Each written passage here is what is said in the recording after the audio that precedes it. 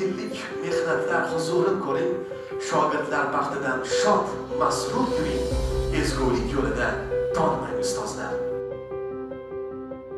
Muhtaram Prezidentimizning men ham ustoz deganda o'zim uchun eng aziz va hurmatli bo'lgan ziyoli va zamonaviy, samimiy va mehribon insonlarni tasavvur qilaman degan so'zlari gapimiz tasdig'idir.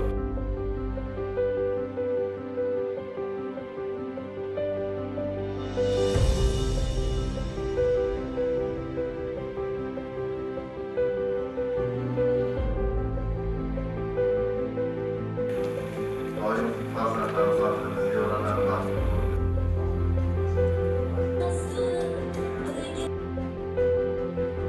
Ustozga